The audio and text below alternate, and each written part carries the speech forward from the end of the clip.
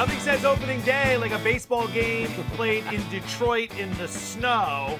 Yet here we are once again. He's Tyler Fulghum. I'm Joe Fortenbaugh. This is Bet. Happy opening day, everybody. But it's not just baseball for you on this fine Thursday. We've got Todd McShay's latest mock draft. We've got some bets in there we'd like to figure out. The March Madness mind meld continues. Final four locks coming your way. And a little Thursday night NBA pick'em six-pack. 3 from my man, 3 from me. Happy opening day. Happy opening day. Buy me some peanut and Cracker Jack. What's your favorite ballpark fare? Beer. Beer? Good. It would be beer. Beer? You don't eat anything, though. You don't wash it down. You don't let it sit on top of a bed of char-grilled onions and encased Frankfurter meat. The Ghirardelli chocolate sundae at sweet tooth guy. what's now known as Oracle Park in San Francisco. As I wear the Here A's they have jersey. great food there, like sushi and whatnot as well. Yeah, the crab fries. Oracle. Oh, forget about it. Gabagool, huh? All right, speaking of Major League Baseball's opening day, let's give you some picks. Let's start with some futures. We've been discussing this on Daily Wager. Some of the games have started, but we'll give you some of our best futures for the season. Futures being to win World Series, awards, win totals. What do you got? Cardinals, my squad. That's why I'm wearing this. I have this red pen here. They have not started yet. They You have a opened in red the net. pen because you're a Cardinals fan. Yeah, Not the jersey. I don't hat have or a jersey. t-shirt. The last jersey I had, you know what? That has your name on the back, so I'll let it slide. But I am kind of, after I, got into my 30s, I don't wear other men's jerseys on my back. That's yours, at least. Except the Aaron Donald jersey 10 times during football season. Boom roasted, So straight to the moon. Well, have you seen Aaron Donald with his shirt off? I mean, I rest my I was case. him, The I would never defense wear a shirt. rests. All right. Cardinals season win total? No, I'm going to go to the NL Rookie of the Year future, and that is Dylan Carlson, plus 850. Now, the favorite in the markets is Pittsburgh Pirate third baseman Brian Hayes, who is a legit stud. Has a bat, has the arm, has everything. But Carlson is also a former top 20, top 25 prospect. Last year he played, but still has his rookie designation for this year. And why I like him at plus 850 and think that's good value is because he is, right now, the best, by far, outfielder the Cardinals have on their roster. So he will play every single day in the Cardinals lineup. And he should, even though he's batting 7th today, Mike Schilt, hit up near the top of the order around Nolan Arenado and Paul Goldschmidt because he is the 3rd best bat on this team. So for a squad that's expected to win the NL Central, plus 105 favorites, he is a guy who I think will have the opportunity to put up numbers because he'll get plenty of at-bats for a team that wins. And if you go back to his last full season, Joe, in minor league baseball in 2019, he had a 292, 372, 542 slash line. That's a 914 OPS between AA and AAA, 26 homers and 20 stolen bases, covering 126 total games. So if he can replicate something similar like that over 150 games, 25 homers, 20 steals, plays good outfield defense for a first-place Cardinal team, plus 850 might be enough unless Brian Hayes hits 45 home runs. A lot of people like Sixto Sanchez to win the award, the pitcher for the Marlins, but he's going to begin the year in AAA and he's a pitcher. He's only showing up every 5 days. I like the handicap there because you're getting a guy who's going to be playing every day. I actually think the best competition for Carlson is another rookie pitcher who has been in the bigs before, Ian Anderson of the Braves, who's plus 800. The Braves are supposed to be good, and Anderson is going to be one of their best pitchers as long as he makes enough starts. All right, I'll go to the American League. They're in action right now. It's the Minnesota Twins over 89.5 wins. Love the Twins this year. Last year, shortened season, they won 60% of their games. Now, in that 60% of their games, that would translate to a 97 or 98 win season, despite the fact that the Twins had a really down year from a power perspective. Miguel Sano's production dropped off the charts. Josh Donaldson was hurt. Byron Buxton was hurt. And yet still we're on pace for 97, 98 wins. So if we get some of that offensive production back, what ends up happening? Pitching staff's just as good. And remember, when it comes to run suppression, last season the Twins gave up the 3rd fewest runs in all of Major League Baseball. All they did in the offseason was add a 4-time Gold Glove shortstop in Andrelton Simmons, so I think they'll be able to maintain there. Cleveland's going to be good. White Sox should be okay as well. Everyone very excited about them. Pick up a lot of wins against Detroit and Kansas City. Twinkies over 89.5 wins. So that's the macro. Right. Let's go to the micro. What do you got for today? Today's games. This bad boy starts 4 p.m. Eastern, 1 p.m. Pacific. It is nicely done with the time zones. I mean, the math sometimes You're good is at hard that. trying to finagle in and out. I used to live in the Central Time Zone. Now I have to compute Eastern and Pacific. It's a whole big mess. Dodgers are in Colorado playing the Rockies. I hear it. Mountain time zone. Yeah, so that would be, 2:10 p.m. Mountain time is when that bad boy would start.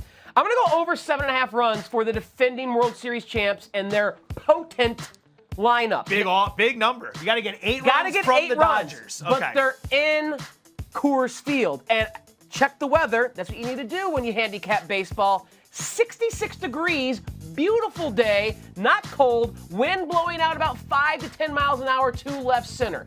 Now, Germain Marquez is the opening day starter for the Colorado Rockies. He's a good pitcher. He's got a 3.52 ERA, a 688 OPS against, and a 1.137 whip. When he's not pitching at Coors Field. Brother Joe, when he's on his home bump, the ERA balloons to 5.1, the OPS balloons to 802, and his whip balloons to 1.423 runners on base per inning. You add all those things up with the Dodgers lineup that is guaranteed 9 at-bats because they are the away team. Yes. I don't even need a run per inning, Dodgers. 8 runs, plus 140, go over 7.5 on opening day. You just want that floodgate inning, like that 4 or 5 run inning in like the second or the third, set the tempo, and then a couple solo shots throughout the course of the game in your home. Just relax after that. I feel you. The pick I'm about to give is probably not going to have a whole lot of credibility because I'm wearing the jersey, so I didn't really think this one through. But prior to putting the jersey on, I like the Oakland Athletics, laying 105 against the Houston Astros tonight. I believe the game will be on ESPN, so you can catch it there. I don't think this game is priced properly because of the pitching matchup. Zach Greinke for the Astros, Chris Bassett for the Oakland A's. Now, Greinke's a big-time name, household, which is why I think there's a little bit more love going in the Astros than there should be. Let's remember something. He's 37 years old, and he had an ERA north of 4 last year. Second worst ERA in his last 10 seasons. Meanwhile, here's Chris Bassett. Nobody knows who he is.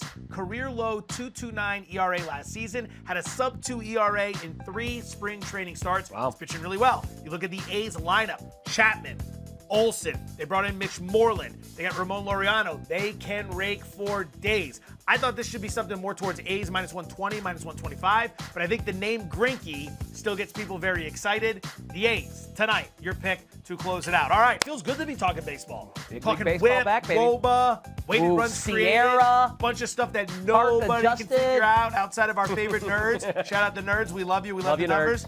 But we'll be back with some more baseball in a little bit. Let's get to March Madness. The March Madness Mind Meld.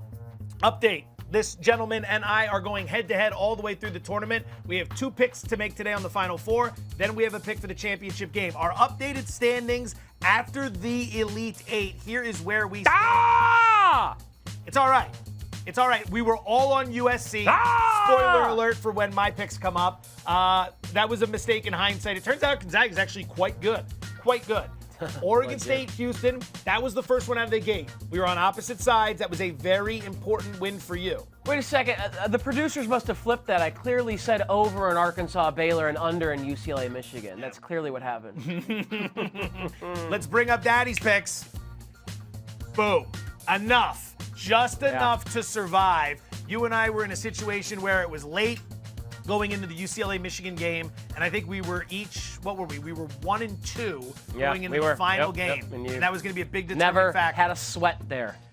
Oh my God, that game was a grind. It was under 136. What was it? 101 was the total. I think it was 51-49. I think it was 100 points on the nose. All right, so here's where we stand. I'm 13-10 plus 2 units flat. Tyler 10-13 minus 3.87 units. Not a disaster. 3 games to go. You can still flip the script. Where do you want to start? It's Baylor-Houston. Baylor's laying 5. Totals 134.5. I'm going to lay the 5 with Baylor in this matchup against Houston. Very straightforward. Houston has played a murderer's row in this tournament of 15-seed Cleveland State, 10-seed Rutgers, 11-seed Syracuse, and 12-seed Oregon State to reach the Final Four. Their AAC competition during the year, down here? Yes. Baylor, up there. Yes. And Texas Tech was maybe the best non-con opponent they played. They beat Texas Tech, and that's a tournament team, but Baylor, much better than Texas Tech. Shout out Chris Beard going to UT. Baylor, after failing to cover the spread in the first round against Hartford, 25.5-point favorite. They won by 24. Has dominated. 3-1 now, ATS. Covered each of their last 3 games. They're getting better. Houston, I think, is a good team, really good team, but has not played, Joe, this level of competition. And I think Baylor has gotten better each and every round. And remember, this is a team we looked at on even keel with Gonzaga earlier in the season. Yes. All right, I'm going to play into a lot of what you're saying. I'm going to do the total in this game, and I'm going to go over 134.5. It's been trickling down, but I'm going to play the over here for a lot of the reasons you say. How many metrics tell you that the Houston Cougars are a great defense? All of them. They are a great defense based on the competition they've played. This, as my friend has alluded to, is a big step up in competition. And remember, this defense still gave up 74 points to Memphis, 82 points to East Carolina. They can be beaten. Baylor's coming in as the #1 3-point shooting team in the country. Fact, that's very important. But the focal point for the over here is going to be on the offensive glass. Both teams are top 7 in the country when it comes to offensive rebounding. Both teams rank outside the top 150 when it comes to defensive rebounding. So either the shots are falling, and we're very happy because that plays to our over, or the shots aren't falling, but we're getting the offensive rebounds, the putbacks, and the scores, and that plays to our over as well. Over 134.5, Baylor and Houston. The late game, the Gonzaga Bulldogs. They can play basketball. They are laying 14 points. 2 tutties. 14 points. This is like the Kansas City Chiefs. 14 points, total of 145 against UCLA. This is the highest spread in a Final Four game since Kentucky in the 90s. 96 against Syracuse, I believe. My God, what are you going to do with this one? You I'm gonna lay it. Are you really? I'm gonna lay it. I spent all this time a couple days ago telling you how USC was going to be the toughest test that Gonzaga has seen, even if they do win the national championship. And what they do, they absolutely embarrassed USC and looked like the most dominant team in the country along the way. Before this tournament started, I picked Gonzaga and Baylor in the championship. I had doubted Baylor at times, picking against the number with some of their opponents. I'd done that with Gonzaga in the last round against USC. I'm not going to do it again. I'm going to lay the wood with the favorites in the Final Four. You've learned your lesson. Gonzaga -14. I tried to get cute. UCLA's not as good as USC, and they just beat the brakes off of USC. So I'm going to do it here. It's as simple as that. The two best teams that I had matching up in the championship game, I'll just have them cover in the Final Four. What do they call that? Occam's razor? A lot of times the most simple solution is the correct solution. All right. I see where you're going. Have you ever seen the movie Money Train? No, I have not. Who does it star? Neither have I. I was okay, hoping well, you did because I think it's Charlie Sheen or Woody Harrelson. It could be both. It could be neither. I'm really not sure.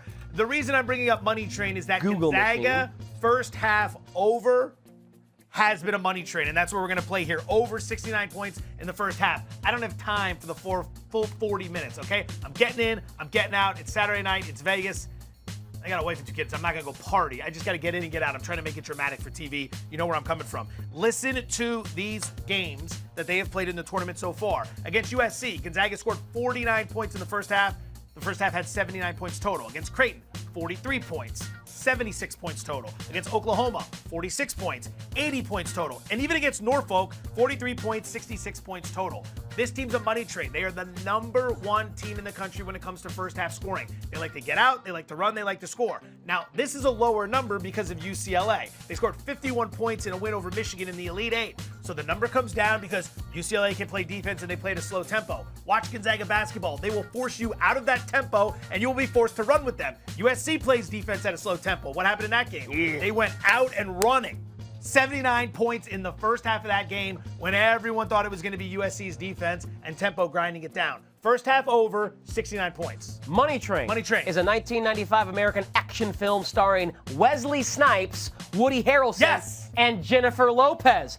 Foster brothers John and Charlie Robinson are transit cops patrolling the New York subway. On Christmas, they chase 2 muggers into a subway tunnel. Nearby trains are halted, but transit captain Donald Patterson allows the Money Train hauling subway revenue to continue. Check it out. I might have to. I've never seen it either. Woody Harrelson is in it, though. Woody, Wesley, and J-Lo. Not bad. That's a good cast. All right, let's keep it moving here. DFFS. I was lucky enough to have a segment where I could tout how successful I've been against Mr. Fulghum, and now it is his turn. Last night, we played the Daily Fantasy Showdown, DFFS Daily Fulghum Fortenbaugh Showdown. Every Wednesday, our DraftKings lineups in the NBA. I got shellacked here. Yeah.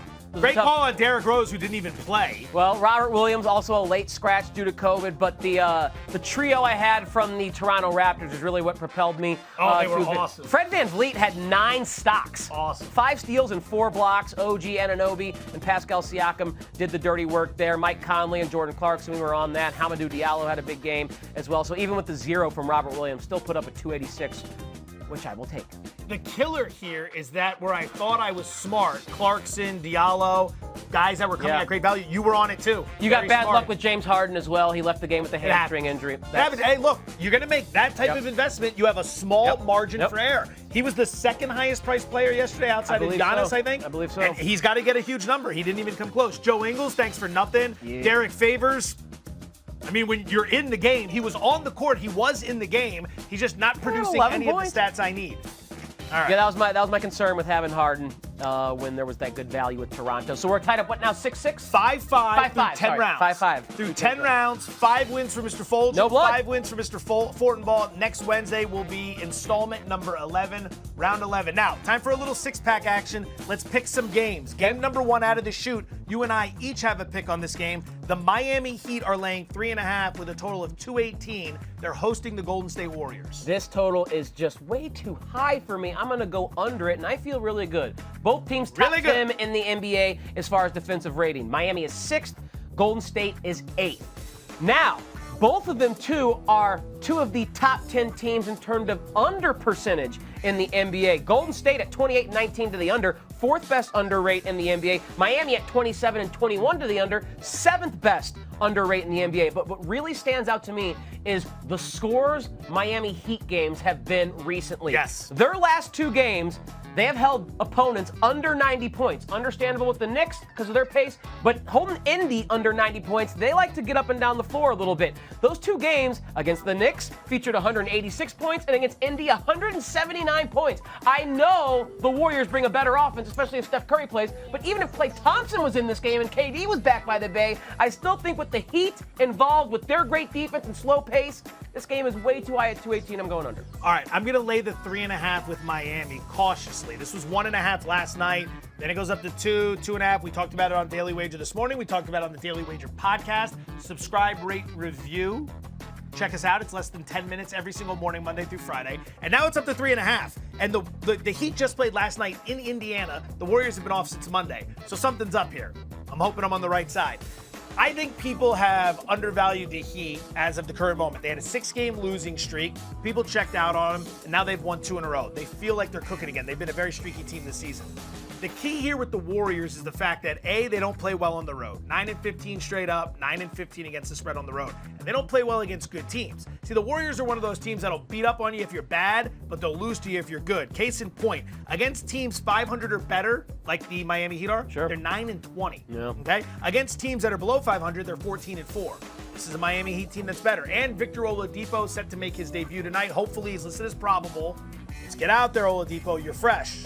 We need your help. Oladipo also, I think, is going to be a really good defensive fit within this scheme. His athleticism, a former all-defensive NBA player, I think, again, helps the under there. Miami is going back to the 90s, baby. They're going to start playing like the Knicks, games in the 90s, low 100s. And that's what we want. All NBA fans want to go back to the 90s for how things should Pat go. Riley and Tom Thibodeau ushering us back to the 90s. Game number 2, it is the Denver it's the Denver Nuggets laying 1, total of 219 against the Los Angeles Clippers. This game's in LA, so we have a road favorite here. What do you think? Yeah, you see the guys on the screen that are out. Serge Ibaka can be added to that. Quite a few. Also out Marcus Morris, questionable. But Rondo and Pat Beverly and Paul George, 3 guys that handle the ball.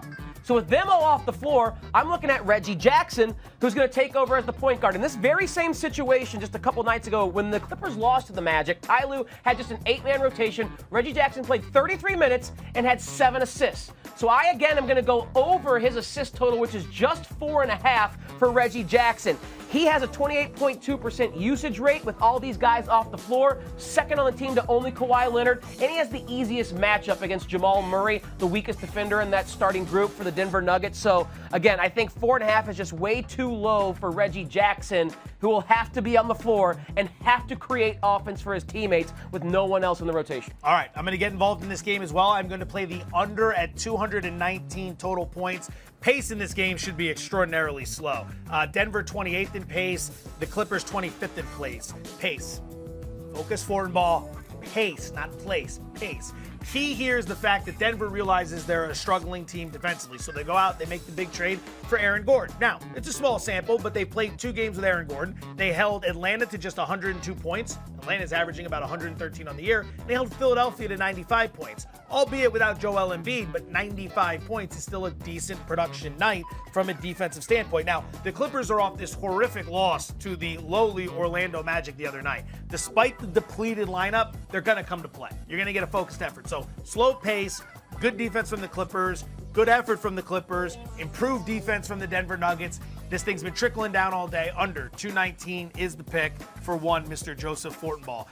Final selections, picks 5 and 6 of the 6-pack. We're going to be on different games. You like something in the Nets-Hornets game. Nets laying 2, total of 221.5. It is 11:50 a.m. Pacific time here, so that would make it 2:50 p.m. Not so on good. the East Coast. Either way, no more than an hour and a half ago, we were on Daily Wager, and my best bet. It's actually about 2.5 hours. 2.5 hours ago. See, time is just merely a flat circle, guys. That's all it is. Time extremely complex for this program. My best bet at that time, because the price was still available, was Kyrie Irving to get a double-double at plus 150. It was. Go check Caesars William Hill right now, brother Fortenbaugh, and a Kyrie double-double prop is minus 125. This is called beating the market. James Harden is out of the game. When I made the selection on Daily Wager, James Harden was merely doubtful. He is officially out now. So I hope you watched Daily Wager this morning and grabbed the price at plus 150, because I would stay away at minus 125. The reason why I loved it, I expected Harden not to play. We got that. And with Harden and Durant off the floor, Kyrie Irving owns a 38% usage rate and a 45% assist rate. Now, for perspective on that assist rate, because we know he's going to get his 10 points. Yeah. James Harden leads the NBA with 11.2 assists per game this season. His assist rate this season is 44.3%. So Irving has a higher assist rate than the league's assist leader when Harden and Durant are off the floor. So I think, and the market shows, a double-double is quite likely for Kyrie tonight.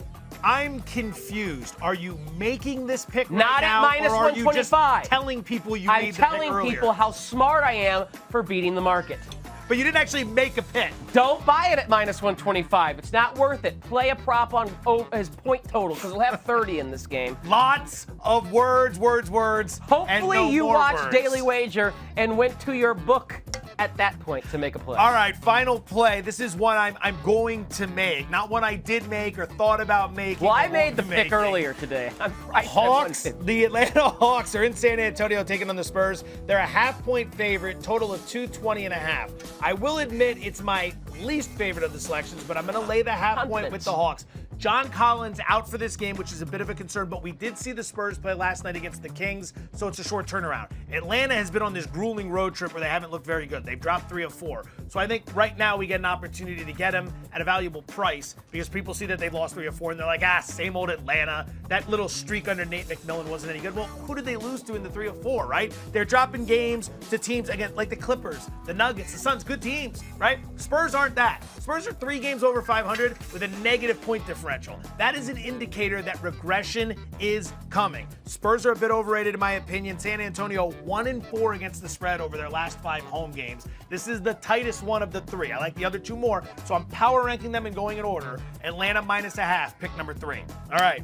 So I guess we gave out 6 picks or 5 picks and then 1 recommendation for a pick we gave out earlier today. Nothing wrong with that. It's okay. It's nice. It was. Hey, it sounded great on Daily Wager this morning. I can attest to it. I was sitting right there thinking to myself, this is a good bet. All right, let's keep it moving. Football. Okay. Todd McShay has released his latest mock draft for the upcoming NFL draft at the end of this month. Can you believe we're already here? Can't believe it. I love it, though. And nice base tan. McShay looking good there. Is it the base tan or is it the fact that I there's think it's a red the red around as well, but McShay always has a good base tan. You know? Very nicely He's done. He's going to pro day, so he's probably spending all of his time in the SEC and ACC where it's sunny. That's true. All right, let's take a look at his top 10. Trevor Lawrence, shocker. Whoa, Nelly. Quarterback out of Clemson, you may have heard of him. Number 1 overall to Jacksonville. Digest this. Tell me what jumps out. I know you, who used to work in the Bay Area, very plugged in with the San Francisco 49ers, believe that Mac Jones is for sure going to be the third pick there. I refuse to believe that Kyle Shanahan and John Lynch traded all the way up to number 3 to select Mac Jones instead of Justin Fields, Trey Lance, or if Zach Wilson is not selected number 2 overall, one of those 3 quarterbacks. I refuse to believe it, so I will continue to pound the table that they will draft someone else besides Mac Jones. As a Rams fan, I hope they do take the Alabama QB. He's going 3. He is plus 150 to go third. I hope he so. was plus 175 at DraftKings yesterday to go third. I like him in this spot. He does what Shanahan wants. I don't think there's no reason for a smokescreen here. We know it's Lawrence and we know it's Wilson. Robert Saleh, the head coach of the New York Jets, used to be the defensive coordinator under Kyle Shanahan in San Francisco. I think he tipped them the pick. Niners know what's available, and now they're moving up to 3 to get the guy they want. Would you play the plus 150 or no? I would plus not. 150. No, I would not. Okay. I would pay whatever the price is on Trey Lance and Justin Fields before I pay it on Mac Jones. I read a great tweet from someone on Twitter today and said, you know who's good for Kyle Shanahan's offense? You know who fits Kyle Shanahan's offense? Every freaking quarterback in the world, because Kyle Shanahan is that good of an offensive coordinator, play schemer, and play caller. So I don't buy this Mac Jones does things in Alabama's offense. Any quarterback will succeed in Kyle Shanahan's offense because Kyle Shanahan is that good at developing quarterbacks. Not true. Jimmy Garoppolo went down. C.J. Beathard stunk. Nick Mullins stunk. Robert Griffin was good for a minute it's and then Nick got Mullins hurt. and C.J. Beathard. You said every quarterback. That's the best they will ever play in the NFL. Nick Mullins and C.J. Beathard. That's probably a pretty good Beathard. Beathard. Look at how many, by the way, how many first-round picks in the top 10 were all offensive players. This is what shocks me. Okay. Justin Fields falling to 11, so New England can trade up to get him. Penei Sewell dropping all the way to 13. The Chargers would absolutely sprint to the podium and do that for Justin Herbert. I don't think those two are going to fall that far. Focus on 23 because we're doing other notables. Okay. Travis Etienne, the running back out of Clemson, going ahead of Najee Harris. This is important because when it comes to the odds, Harris is the favorite to go first overall. You can get Travis Etienne right now at plus 150 over at DraftKings to be the first running back off the board. Now, some might say, well, it's McShay. He doesn't know what he's talking about. He could be wrong. He very well could be wrong. Last year, everybody said DeAndre Swift out of Georgia was going to be the first running back. Everybody said it. And then it was Clyde Edwards-Helaire. Running backs come in different flavors for what offenses want to do. Granted, we're seeing more of the dual threat now because just the standard power back doesn't really work. You got to be on the field for all 3 downs. But I'm telling you, Etienne at plus 150, good value. McShay sees it.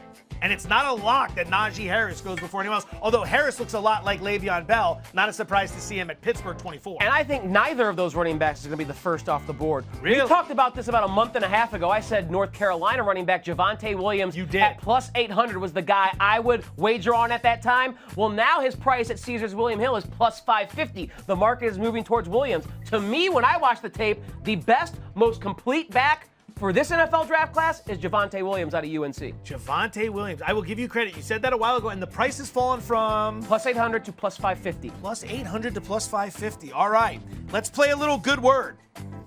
Here's how it works. Bang. Big, bold statement. 3 of them, actually. And whatever rattles around in your dome first, you write it down on this beautiful tablet for the world to see, and then you explain yourself. So here we go. First out of the gate. Sabres 6, Flyers 1, and our long national nightmare has come to a close as Buffalo snaps its 18-game losing streak on Wednesday night. This is lovely. Why? Because they did so against the Philadelphia Flyers, a team that represents the city of brotherly love. Yeah. They were just doing the Sabres a good service there. Way to go, Philadelphia, for being nice. Get that off the board. This, in my opinion, is what we like to call classic. I wear the A's jersey, but I am from the Philadelphia area. I love the Flyers. Classic Flyers letdown and disappointment in a crucial situation. Eric Lindros, disappointment. Oh, 2010 against the Chicago Blackhawks, disappointment. Last year as the 1 seed in the East, disappointment. And now against the Sabres, you snap the losing streak, disappointment. Good word. Number 2, the Lakers fall 112-97 to the Milwaukee Bucks on Wednesday night. But the big story was that the newly acquired Andre Drummond suffered a toe injury in the 3rd quarter and exited the game. Drummond's toe probably numb. Going to be taking some painkillers for that. But Lakers fans got to be numb to a big-name player getting hurt again with LeBron James and AD on the shelf. So they are just numb to their stars getting hurt. Yeah, this is going to be Cue up the Lincoln Park, by the way, at Staples Center. boo, as in boo-hoo. You won the title last year. I cry no tears for the Los Angeles Lakers. Eventually LeBron gets back. Eventually AD gets back. It's unfortunate for Andre Drummond, but he hasn't played in months anyway. What's going to change here? Number 3, the Boston Red Sox. Beantown, the 7th highest payroll in baseball, yet they're 22-1 to win the American League East. 22-1 to win the division. Pork and Beans from Beantown. I know the Red Sox ownership is trying to trim the fat. That's why Mookie Betts is no longer there. But there's still some meat left on this rib. At 22-1, I would take that. I like it. And I love pork. Best protein there is in the whole entire universe. Karma. This is what you get for trading Mookie Betts. You don't trade future Hall of Famers in their prime. You pay them. Shame on you, Red Sox. Absolute shame on you. You're not the Rays. You're not the Athletics. You're not the Pirates worried about payroll. You are the Boston Red Sox. You're supposed to go toe-to-toe with the Yankees. You trade away Mookie. This is what you get. 22-1 to win the East. Everyone's better than you except Baltimore. It's what you get. That's it. We're done. The show. Karma. Last minute bets, if anyone's interested. The Philadelphia Phillies and the Atlanta Braves. Totals like 7. Play the over there. The Phillies can hit left-handed pitching. The Braves can hit right-handed pitching. 2 great pitchers. Those names are driving that price down. Another NL West offense I like. The Padres over 5.5 runs against Madison Bumgarner, or the corpse of Mad Bum, who had a 6.48 ERA last year and allowed 13 homers in 9 games. I think that right-handed heavy Padres lineup can do some damage tonight. Travis Fulghum. Joe Fortenbaugh. Tyler's my name. Gosh, gaskets? Enjoy your weekend.